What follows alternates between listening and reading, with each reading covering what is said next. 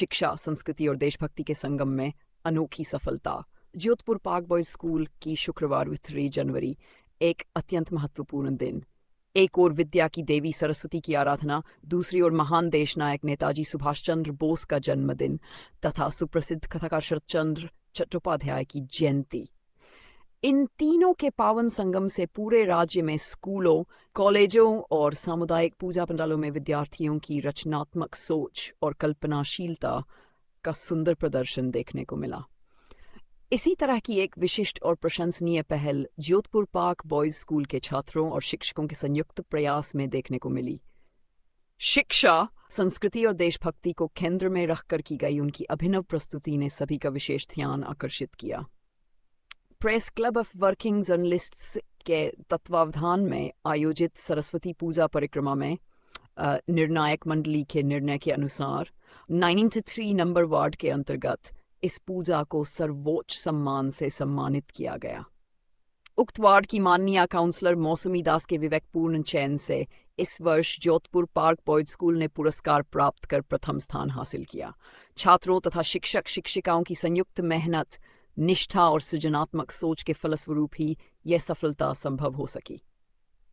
विद्यालय की ओर से बताया गया कि केवल सजावट ही नहीं बल्कि विचारों की गहराई, शैक्षणिक संदेश और परंपरा व इतिहास के समन्वय को ही इस सम्मान की प्राप्ति पर विद्यालय परिसर में खुशी और उत्साह का माहौल बन गया। छात्रों के चेहरों पर गर्व चमका, वहीं शिक्षकों के चेहरों पर संतोष की मुस्कान दिखाई। स्थानीय निवासियों ने भी इस उपलब्धि पर विद्यालय को हार्दिक बधाई दी। निस्संदेह जोधपुर पार्क बॉयज स्कूल की यह उपलब्धि केवल एक पुरस्कार नहीं बल्कि शिक्षा के माध्यम से संस्कृति और मूल्यों के निर्माण का एक उज्जवल उदाहरण है।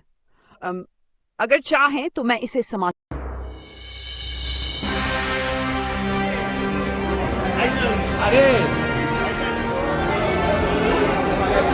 আমরা যোধপুর পার্ক বয়েজ স্কুলের ছাত্রবৃন্দ আমাদের প্রত্যেক বছরই স্কুলের সরস্বতী পুজোতে বিভিন্ন রকমের থিম হয়ে থাকে, কিন্তু এই যে 2026 বছরটা, এই বছরটা একটু খুবই স্পেশাল, কারণ এই বছরটা কথার শিল্পী শরৎচন্দ্রের জন্মের 150তম বর্ষ। এর জন্য আমাদের স্কুলের থিমটি আমরা তাকে উৎসর্গ করেছি, কারণ তার লেখার ভাষাগুলি খুবই সহজ সরল, কিন্তু সহজ সরল হলেও তার লেখাগুলির মধ্যে জীবনের অনেক দর্শন পাওয়া যায়, যেগুলো আমাদেরকে অনেক কিছু শিখতে সাহায্য করে।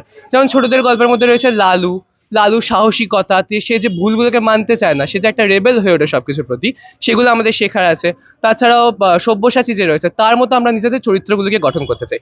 আজকালকার দিনে শরৎচন্দ্র অনেক লেখাই প্রায় হারিয়ে গেছে, বাচ্চারা সেই সব জানে না। লালুর কথা যদি আমি এখন বাইরের নাম নিই, বাচ্চা চিনতে পারবে না, কিন্তু এই লালু গল্পগুলি তিনি তার স্বর্ণ কলমে কত গল্প লিখে গেছেন বাচ্চাদের জন্য।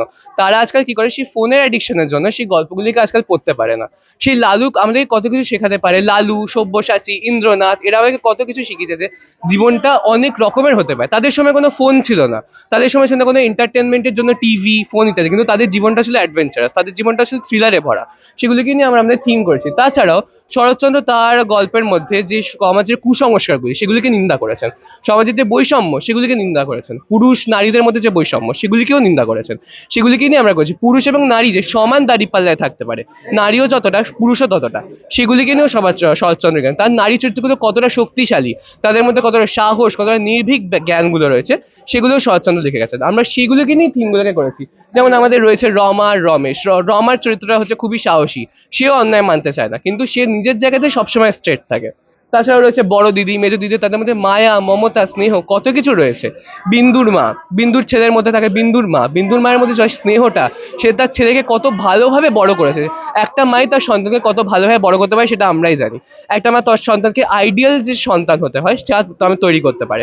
বিন্দুর মা তাই করেছে, তার ছেলেকে আইডিয়াল তৈরি করেছিল।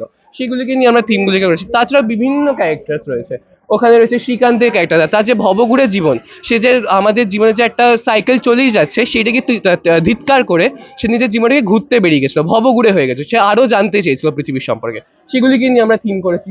তাছাড়া এখানে যে আমি একটু বলবো ছবিটা দেখাতে, ওই ছবিটার মধ্যে যে রয়েছে আমরা বইগুলোকে টেনে তুলছি শরৎচন্দ্রের, সেই শরৎচন্দ্রের বইগুলোকে আমরা বোঝাতে চেয়েছি যে আজকাল ফোনের অ্যাডিকশনের যে বাচ্চারা, ফোনের অ্যাডিকশনগুলোকে যদি একটু সাইডে রেখে শরৎচন্দ্রের যদি এই বইগুলো বা শরৎচন্দ্র বা যে কোনো লেখকের হোক, শরৎচন্দ্রের বইগুলো আমরা পড়তে বিশেষ করে কেন বলছি, কারণ তার ভাষাগুলো খুবই সহজ সরল, বাচ্চাদের বুঝতে সুবিধা হবে, কিন্তু তারা জীবনে একটা দর্শন পেয়ে যাবে, জীবনে একটা কিছু শিখে যেতে পারবে।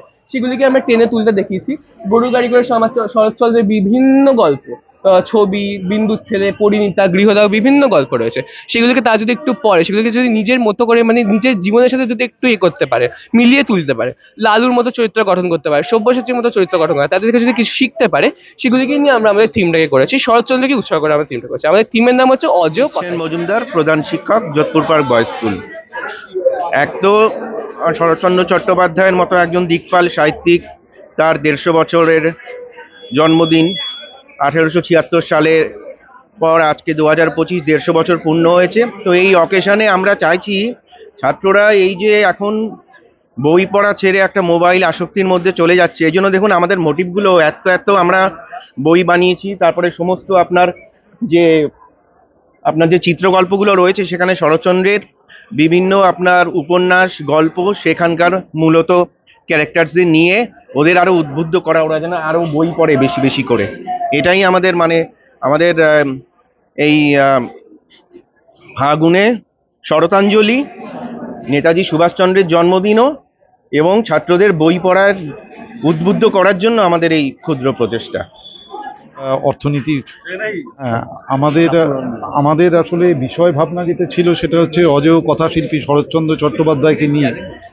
কারণ আপনারা জানেন যে ওনার জন্মের সার্ধশতবর্ষ পালন হচ্ছে বিভিন্ন জায়গায়, সেই দিকে লক্ষ্য রেখেই ওনাকে যোগ্য সম্মান দেওয়ার জন্যে আমাদের প্রথম এই চিন্তাভাবনা আমাদের সমস্ত শিক্ষক শিক্ষিকার মধ্যেই আসে, এবং বিশেষভাবে এই চিন্তাভাবনাটা প্রথম যিনি নিয়ে আসেন তিনি হচ্ছেন আমাদের ইংরাজি শিক্ষিকা সুদীপ্তা ম্যাম, এবং এটা সার্থক রূপায়ণ করেন হচ্ছে আমাদের অরূপবাবু, আমাদের ধনঞ্জয়বাবু সমস্ত জায়গাতেই ওনার সহযোগিতার হাত বাড়িয়ে দিয়েছেন।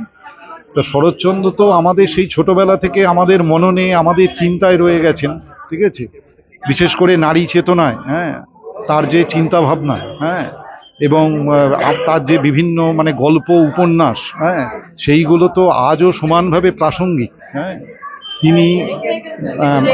তিনি নারীর অন্তঃপুরে প্রবেশ করে তিনি যে সমস্ত চরিত্রগুলো নিয়ে এসছেন, যেমন রাজলক্ষ্মী বলুন, ঠিক আছে, হ্যাঁ, কমললতা, ঠিক আছে, এই সমস্ত চরিত্রগুলো আজও তো ভীষণভাবে আমাদের প্রাসঙ্গিক। আর এবং শুধু নারী চরিত্র নয়, হ্যাঁ, নারী চরিত্র বাদ দিয়েও তার গল্প উপন্যাসের অন্যান্য যে চরিত্রগুলো, যেমন শ্রীকান্ত, হ্যাঁ, তারপরে হচ্ছে আপনার ইন্দ্রনাথ, হ্যাঁ, লালু, হ্যাঁ, সেই চরিত্রগুলো তো আমাদের মননে গেঁথে আছে।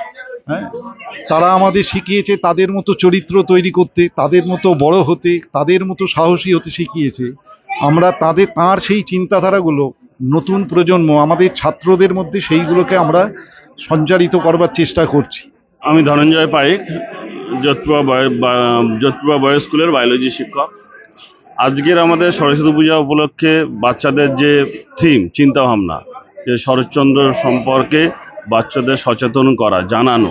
বর্তমান এই যে ইন্টারনেটের যুগে ছেলে মেয়েরা সবাই, মানে বিশেষ করে শিক্ষার্থীরা সবাই মোবাইলের মধ্যে আসক্ত হয়ে পড়েছে, সেই জায়গা থেকে প্রাসঙ্গিক করার জন্য, যাতে তারা বইমুখী হয়, বইয়ের প্রতি তাদের যে ভালোবাসা তৈরি হয়, সেই কারণেই আমরা মূলত শরৎচন্দ্র চট্টোপাধ্যায়কে, মানে বাচ্চারা নিজেরাই ঠিক করেছে যে কত রকমের শরৎচন্দ্র চট্টোপাধ্যায় সমাজের বর্তমান প্রেক্ষাপটে কত ধরনের বইয়ের মাধ্যমে সমাজকে শিক্ষা দিয়েছে, সেই জায়গাগুলোকে প্রাসঙ্গিক করার জন্য আমাদের এই প্রচেষ্টা।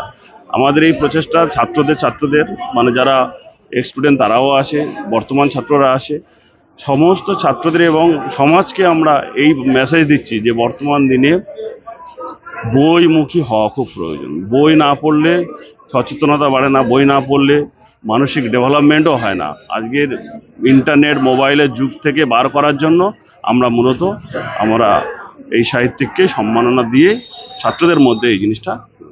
নমস্কার। সুদীপ্তা রায়, এই স্কুলের ইংরাজি শিক্ষিকা। এবছরটা তো একটা বিশেষ বছর, শরৎচন্দ্র অজেয় কথাশিল্পী শরৎচন্দ্র চট্টোপাধ্যায়ের এটা সার্ধ জন্মশতবর্ষ।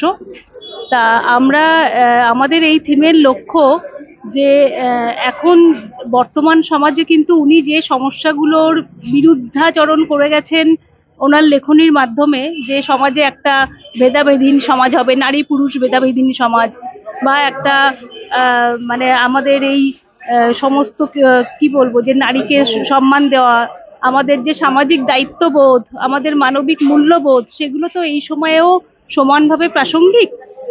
তা সেই জন্য আমাদের তো সারা বছরই এই চর্চা তো করাই উচিত, কিন্তু সেটা তো হয়ে ওঠে না। যেহেতু এটা সার্ধ জন্ম শতবর্ষ, সেই জন্য আমরা সুযোগ পেয়েছি যে ওনাকে বিশেষ করে একটু বেশি করে চর্চা করার। আর আমাদের এই থিমের মূল লক্ষ্য হচ্ছে যে ছাত্রছাত্রীদের মধ্যে যেন আমাদের মানবিক মূল্যবোধ, সামাজিক দায়িত্ববোধ এইগুলো যেন গড়ে ওঠে। এই চর্চার মধ্য দিয়ে ওদের মধ্যে যেন অন্তত মানবিক মূল্যবোধ, তারপরে সামাজিক দায়িত্ববোধ এগুলো গড়ে ওঠে, এটাই আমাদের এই থিমের মূল লক্ষ্য। ওরা তো শিশু চরিত্র পড়েছে, কিশোর চরিত্র পড়েছে, কিন্তু আমরা তো সেই চরিত্রগুলো হারিয়ে ফেলছি এখন এই বর্তমান সময়ে। হ্যাঁ, তা আর সেই সমস্যাগুলো থেকেও আমরা তো একদমই মুক্ত হতে পারিনি। এই চর্চার মধ্য দিয়ে ওদের মধ্যে অন্তত সেইগুলো জাগ্রত হোক, ওনার যেগুলো উনি করতে চেয়েছিলেন। এটাই আমাদের এই থিমের কুমার মণ্ডল, স্কুলের অ্যাসিস্ট্যান্ট টিচার, আর্ট অ্যান্ড ক্রাফটের টিচার। স্কুলের যে দীর্ঘ ঐতিহ্য, এখান থেকে প্রচুর ভালো ভালো স্টুডেন্ট বেরিয়েছে, ভালো ভালো ছাত্র বেরিয়েছে, তারা ভারতবর্ষ তথা সারা বিশ্বে একটা বড় বড় সম্পদ। ফলে সেই ধারাবাহিকতায় আমরা মনে হয়েছে যে সরস সাহিত্য আজকে আমরা সকাল থেকে পতাকা উত্তোলন করেছি, করে কয়েকটি ছোট জায়গা আমাদের কয়েকটা সরস্বতী পুজোয় গেছিলাম, প্রথম বড় পুজোয় আসলাম। আমাদের 93 ওয়ার্ডের গর্ব যোধপুর পার্ক বয়েজ, এবং সত্যি দেখার মতো পুজো করেছে। আপনারা দেখেছেন নিশ্চয়ই, অসম্ভব সুন্দর। মানে আজকের দিনে দাঁড়িয়ে যে বইয়ের উপকারিতা এবং শরৎচন্দ্র চট্টোপাধ্যায়ের জন্মবার্ষিকীকে সামনে রেখে তারা যে কাজটা করেছেন, এবং শুনলাম মাত্র 5 দিনে তারা এই কাজটা করেছে, এটা যোধপুর পার্ক বয়েজের দ্বারাই সম্ভব। আমার মনে হয় এটা কলকাতার বেস্ট পুজো এবছর হবে। আমাদের গর্বের বিষয় যে যোধপুর পার্ক বয়েজ, যেটার এত নাম এমনি এমনি হয় না যে কোনো স্কুলে, তাই সেটা যে তারা যে এই যে রেখেছে, আজকের এই কাজটা দেখেই কিন্তু বোঝা যাচ্ছে। দিদি, আমাদের কেটলা ওয়ার্কিং জার্নালিস্টের পক্ষ থেকে একটা চলছিল পরিদর্শন, যে প্রত্যেক স্কুল প্রত্যেক পুজোতে আমরা যাচ্ছিলাম এবং বেস্ট পুজোকে আমরা আজকে সম্মানিত করতে চাইছি। তো আমার তো মনে হয় বেস্ট পুজো এটাই, আর অন্য কিছু এটাই বেস্ট পুজো। তাহলে আমরা দিদির মতামত অনুযায়ী আজকে ঘোষণাই করলাম। একদম একদম অবশ্যই এটাই বেস্ট পুজো, এর থেকে ভালো কিছু আর হয় না। থিম অনুযায়ী, সবকিছু অনুযায়ী দেখতে গেলে অবশ্যই এটা বেস্ট পুজোর দাবি রাখবো।